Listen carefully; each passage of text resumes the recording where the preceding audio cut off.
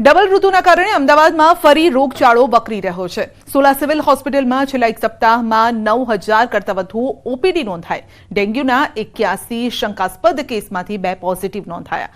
મેલેરિયાના 181 શંકાસ્પદ કેસ નોંધાયા છે। વાયરલ ઇન્ફેક્શનના પણ 1300થી વધુ કેસ નોંધાયા છે।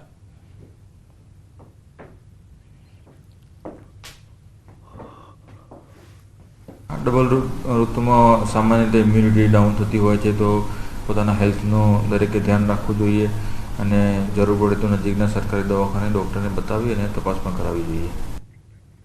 અને વાત કરીશું મહાસંગ્રામની।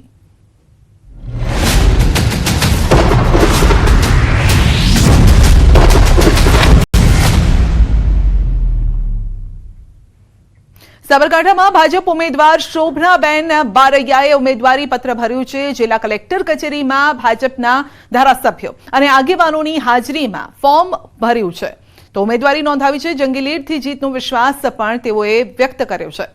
ધારાસભ્યો પણ હાજર રહ્યા। રેલી કાઢવામાં આવી હતી।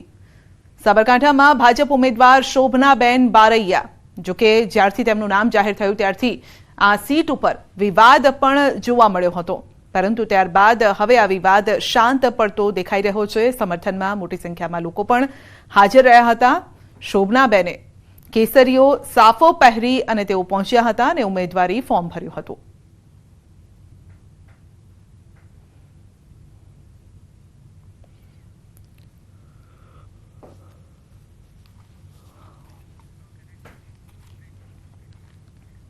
બનાસકાંઠામાં ભાજપ ઉમેદવાર રેખાબેન ચૌધરીનો રોડ શો યોજાયો। ઉમેદવારી ફોર્મ ભરતા પહેલા જંગી રેલી કરી। જેસીબી સાથે સમર્થકો પણ રેલીમાં જોડાયા હતા। તો રેખાબેન ચૌધરીનો રોડ શો યોજાયો। બીજેપીના ઉમેદવાર છે બનાસકાંઠા બેઠકથી અને તેઓ જેસીબી લઈને પહોંચ્યા હતા અને આપ જોઈ શકો છો, જાણે કે કહેતા હોય કે ભલે જ્ઞાનીબેન ગમે તેટલો પ્રચાર કરે, જેસીબીથી ઉખાડી ફેંકવામાં આવશે એ પ્રકારનો ક્યાંક અહીંયા સંદેશ। જીત અમારી થવાની છે, તો સામે ગમે તે હોય પરંતુ જીત બીજેપીની થશે એ વિશ્વાસ સાથે તેઓએ રેલી કાઢી હતી અને આપ જોઈ શકો છો રેખાબેન ચૌધરીનો આ રોડ શો। જેસીબીમાં કાર્યકર્તાઓ જોવા મળ્યા હતા, તો કંઈક અલગ રીતે આ પ્રચાર પણ આ રીતે જોવા મળતો હોય છે। કોઈ ટ્રેક્ટર લઈને નીકળ્યું છે, કોઈ જેસીબીમાં નીકળ્યું છે, પરંતુ આવો પ્રચાર ક્યારેક ભારે પણ પડી શકે છે। તો બનાસકાંઠાથી આ દ્રશ્યો સામે આવી રહ્યા છે। રેખાબેન ચૌધરીએ ફોર્મ ભર્યું હતું, તો ગઈકાલે જ્ઞાનીબેને ફોર્મ ભર્યું હતું, જે કોંગ્રેસના ઉમેદવાર છે। સામસામે આ મહિલાઓની ટક્કર થઈ રહી છે બનાસકાંઠા બેઠક પર અને આજે મોટી સંખ્યામાં રેખાબેનના સમર્થનમાં લોકો જોડાયા હતા। બનાસકાંઠામાં રેલી યોજવામાં આવી અને ત્યારબાદ તેઓ ફોર્મ ભરવા માટે પહોંચ્યા હતા, ત્યારે તેમની સાથે બીજેપીના નેતાઓ જોડાયા હતા, પૂર્વ સાંસદ પણ જોડાયા હતા।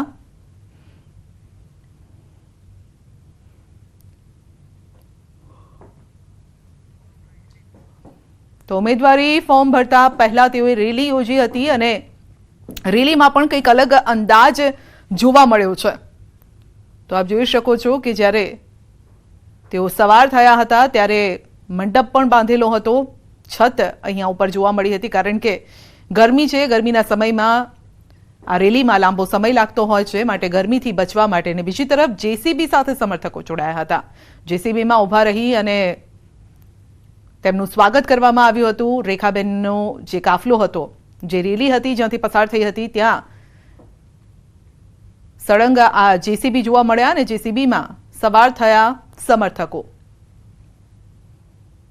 મોટી સંખ્યામાં રેલીમાં પણ જોડાયા હતા તેમના સમર્થકો, ભાજપના કાર્યકર્તાઓ જોડાયા હતા। રેખાબેન ચૌધરીએ ફોર્મ ભર્યું ત્યારે બીજેપીના જે નેતાઓ છે તેઓ જોવા મળ્યા હતા।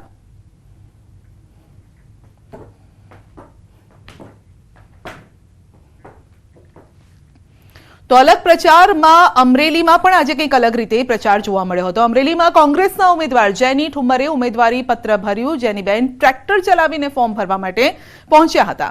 વિશાળ રેલી સાથે જેનીબેન કલેક્ટર કચેરીએ પહોંચ્યા હતા અને રેલીમાં ભારત માતાની વેશભૂષા ધારણ કરેલી બાળાઓ પણ જોવા મળી હતી. તો પરેશ ધાનાણી, પ્રતાપ દુધાત, વિરજી ઠુમ્મર સહિતના આગેવાનો સાથે રહ્યા. ડમી ઉમેદવાર તરીકે વિરજીભાઈ ઠુમ્મરે ફોર્મ રજૂ કર્યું છે. તો પરેશ ધાનાણી ટ્રેક્ટરમાં આગળ બેસી ગયા હતા. જાણે કહેતા હોય કે હું તમારો સારથી છું. જેનીબેને ટ્રેક્ટર ચલાવ્યું હતું અને ટ્રેક્ટર ચલાવીને તેઓ પહોંચ્યા હતા. તો અહીંયા મોટો વર્ગ ખેડૂતોનો છે. ખેડૂતોને આકર્ષવા માટે આ એક અલગ આ પ્લાન પણ હોઈ શકે છે. તો ટ્રેક્ટર ચલાવીને જેનીબેન ઠુમ્મર પહોંચ્યા હતા ફોર્મ ભરવા માટે. આ અવાજ બનવાની નેમ સાથે આજે હું આ ચૂંટણીના રણમેદાનમાં જંગમાં ઉતરી છું અને ઉમેદવારી પત્ર ભર્યું છે. ત્યારે મને સંપૂર્ણ વિશ્વાસ છે કે અમરેલીની જનતાનો આશીર્વાદ મારા ઉપર વરસશે અને આવનારી 4 જૂને હું વિજય ઘોષિત થઈને અમરેલી જિલ્લાનો અવાજ બનીશ. સાબરકાંઠા બેઠક પર કોંગ્રેસનું શક્તિ પ્રદર્શન. આદિવાસી નૃત્ય સાથે જાહેર સભામાં ઉમટ્યા હજારો કાર્યકરો. હિંમતનગર ખાતે કોંગ્રેસની જાહેર સભા. કોંગી ઉમેદવાર તુષાર ચૌધરી જાહેર સભા બાદ ઉમેદવારી ફોર્મ ભરવા માટે પહોંચ્યા અને જ્ઞાનીબેન પણ તેમની સાથે રેલીમાં જોડાયા હતા.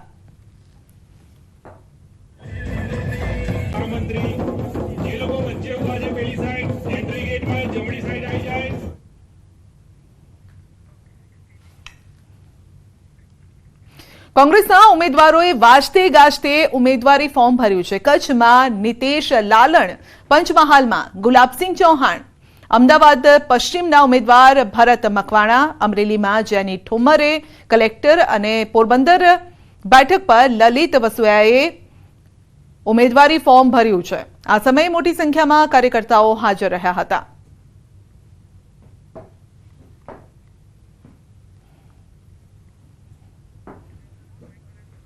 તો મોટી સંખ્યામાં કાર્યકર્તાઓ હાજર રહ્યા. કોંગ્રેસના આ તમામ ઉમેદવાર અલગ અલગ બેઠક પરથી તેઓ કોઈ રેલી કરીને પહોંચ્યું હતું સમર્થકો સાથે, કોઈ ટ્રેક્ટર પર સવાર થઈને પહોંચ્યું હતું, કોઈ વાજતે ગાજતે આદિવાસી નૃત્ય કરતા કરતા પહોંચ્યા હતા.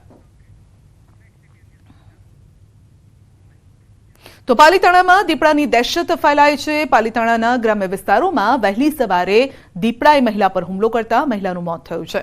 દીપડાએ હુમલો કરતા મહિલા ઇજાગ્રસ્ત થઈ અને સારવાર દરમિયાન ભાવનગર ખસેડતા મહિલાનું મોત થયું છે. છેલ્લા એક સપ્તાહથી ગ્રામ્ય વિસ્તારોની આસપાસ દીપડાના આંટાફેરા વધી ગયા છે. સ્થાનિકો જણાવી રહ્યા છે કે તેઓ ડરના માહોલમાં જીવી રહ્યા છે. દીપડાએ મહિલા પર હુમલો કરતા લોકોમાં ભય પણ છે. સમગ્ર ઘટના અંગે વન વિભાગને જાણ થતાં દીપડાને ઝડપી પાડવાની કામગીરી હાથ ધરાઈ છે. રાજકોટમાં પોલીસ ફરી વિવાદમાં ઘેરાઈ છે. પોલીસે યુવકને માર મારતા યુવકનું મોત થયું છે. પાડોશીના ઝઘડામાં સમાધાન માટે ગયેલા યુવકને અજાણી પોલીસે માર મારી અને માલવીયનગર પોલીસ સ્ટેશન લઈ ગઈ હતી. તો યુવકને સારવાર અર્થે વોકહાર્ટ હોસ્પિટલ ખસેડાયો. સારવાર દરમિયાન યુવકનું મોત થતાં માલવીયનગર પોલીસ મથકમાં ગુનો નોંધાયો છે.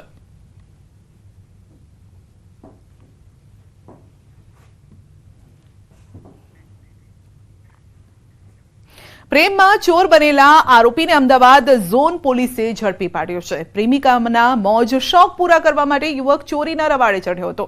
વાહનોની ચોરી કરી આરોપી હર્ષદ મકવાણા પોતાની પ્રેમિકાના મોજ શોખ પૂરા કરતો હતો. વાહનોની ચોરી કરતો હતો અને પોલીસે બાતમીના આધારે હર્ષદ મકવાણાની ચોરીની એક્ટિવા સાથે ધરપકડ કરી છે. તો ચોરીના વાહનો જપ્ત કર્યા છે. ચોરીમાં અન્ય કોઈ વ્યક્તિની સંડોવણી છે કે કેમ તે અંગે પોલીસ પૂછપરછ કરી રહી છે. અને ત્રિશુલા પોલીસ સ્ટેશન ખાતે આરોપી તથા મુદ્દામાલ સોંપતા આરોપીની હાલ ધરપકડ કરી તપાસની કાર્યવાહી હાલ ચાલુ છે. ડુપ્લિકેટ ચાવી અને લોક તોડી અને જે રીતે એને સરળતા પડે એ રીતે પોતે ઓપરેન્ડી ત્યાં મોસાળ એક્ટિવા ચોરતો હતો. રામનવમીના તહેવારની રાજ્યભરમાં ધામધૂમથી ઉજવણી થશે. ત્યારે દ્વારકામાં પણ રામનવમીના દિવસે ભક્તોનો ઘોડાપૂરો મળશે. ભક્તોના સંભવિત ધસારાને લઈને દ્વારકા જગત મંદિરના દર્શનના સમયમાં ફેરફાર કરાયો છે. રામનવમીના દિવસે દ્વારકા જગત મંદિરમાં સવારે 6:30 કલાકે મંગળા આરતી થશે અને બાદમાં સવારે 8 થી 9 દરમિયાન મંદિર દર્શન માટે બંધ રહેશે, જે બાદ સવારે 10 થી 10:15 સુધી શ્રૃંગાર આરતી દર્શન ભક્તો કરી શકશે, જે બાદ બપોરે 12 વાગ્યાથી 1:30 વાગ્યા સુધી ઉત્સવ દર્શન થશે અને 1:30 થી સાંજે 5 વાગ્યા સુધી નિત્યક્રમ મુજબ મંદિર બંધ રહેશે. સાંજે 5 વાગ્યાથી નિત્યક્રમ મુજબ ભક્તો દર્શન કરી શકશે.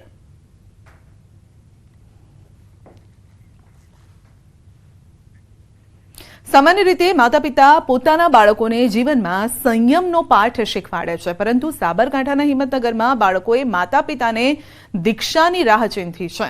હિંમતનગરના ભરત ભંડારી તથા તેમના પત્નીએ જૈન ધર્મની દીક્ષાનો માર્ગ અપનાવ્યો છે. લાખો કરોડોની મિલકત ત્યજી તેમણે દીક્ષા લેવાનું નક્કી કર્યું. ભરતભાઈના 16 વર્ષીય પુત્ર 19 વર્ષીય પુત્રીએ 2 વર્ષ અગાઉ દીક્ષા લીધી. આર્થિક સુખ સંપત્તિ છોડી દીક્ષા લઈ લોકો માટે અનોખું ઉદાહરણ પૂરું પાડી રહ્યા છે અને આગામી 22 એપ્રિલે અમદાવાદ રિવરફ્રન્ટ ખાતે 36 વ્યક્તિઓ એક સાથે દીક્ષા લેશે, જેમાં હિંમતનગરના ભરત ભંડારી તથા તેમના પત્ની દીક્ષા લઈ સંયમના માર્ગે આગળ વધી રહ્યા છે. ભાવેશભાઈ અને જીનલબેન સંયમ માર્ગે જઈ રહ્યા છે. એમને જીવનમાં એટલું બધું જોયું છે, જાહો જલાલી જોઈ છે, સુખ જોયું છે, સંપત્તિ જોઈ છે, કરોડો અબજો રૂપિયા જોયા છે, પોતે બહુ મોટો વ્યવસાય કરે છે, પરંતુ આ જિંદગીમાં આ સંયમ માર્ગે જઈ અને તે ઉદાહરણ પૂરું પાડી રહ્યા છે. આહિર સમાજના યુવકે વિદેશમાં જઈ અને ભારતનો ડંકો વગાડ્યો છે. અમેરિકાની અંદર ભારતનો પુનઃ ડંકો વગાડી નરેશ સોલંકી ફરી એક વખત મેયર બન્યા છે, જેને લઈ આહિર સમાજમાં ભારે ઉત્સાહનો માહોલ છે. આહિર સમાજમાં નરેશ સોલંકી મૂળ ઉપલેટાના વતની છે અને તેઓ અમેરિકાના કેલિફોર્નિયા રાજ્યમાં આવેલ શેરિટીઝ સિટીના મેયર બન્યા.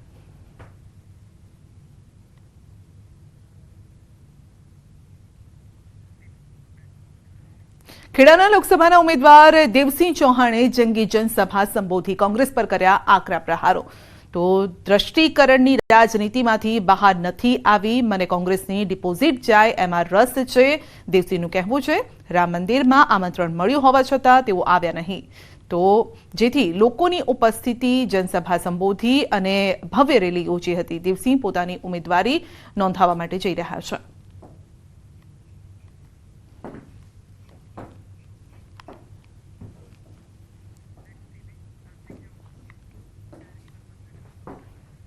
સલમાન ખાનના ઘર પર ફાયરિંગ કેસમાં મોટો ખુલાસો થયો છે. ફાયરિંગ કેસના 2 આરોપીઓ ભુજથી પકડાયા છે. મુંબઈ ક્રાઇમ બ્રાન્ચે બંને આરોપીઓને ભુજથી પકડ્યા છે. વિકી ગુપ્તા, સૂરજ પાલ નામના બંને આરોપી પકડાયા છે. ભુજમાં માતાના મઢ પાસેથી બંનેની ધરપકડ થઈ છે. આરોપીઓ બાબતે હ્યુમન ઇન્ટેલિજન્સી અને ટેકનિકલ રિસોર્સિસની મદદથી બોમ્બે પોલીસના સંપર્કમાં રહી આ આરોપીને અથાગ મહેનતથી ઝડપી લીધા છે, જે માતાના મઠ વિસ્તારમાંથી મળી આવ્યા છે. અને આ આરોપીઓની પ્રાથમિક પૂછપરછમાં આ બંને આરોપીઓ બિશ્નોઈ ગેંગ સાથે સંકળાયેલા હોવાની શક્યતા છે. આ આરોપીઓ ચાંપાનેર જિલ્લાના બિહારના વતની છે. એકની ઉંમર 21 અને 24 છે, એ યુવાન છે અને પોલીસ ઉપર પણ કોઈ પણ સમયે એસોલ્ટ કરી શકવાની શક્યતાઓ નકારી શકાતી નથી. આ બંને આરોપીઓ ત્યાં ફનગલ હોટલની અંદર રોકાઈ અને ત્યાં ફાયરિંગ કરતા પહેલાં ખૂબ જ રેકી કરેલ છે અને આવી જે ગંભીર બાબતની આપણા બંને સાહેબોએ ટીમ બનાવી અને એલસીબીની અથાગ મહેનતથી અને હ્યુમન ઇન્ટેલિજન્સી અને ટેકનિકલ રિસોર્સિસથી બંને આરોપીઓ આપણે હસ્તગત કર્યા છે અને એ બોમ્બે પોલીસને આપણે હેન્ડઓવર કરી એને સુપરત કર્યા છે. બુલેટિનમાં આગળ વધીશું નાનકડા બ્રેક બાદ.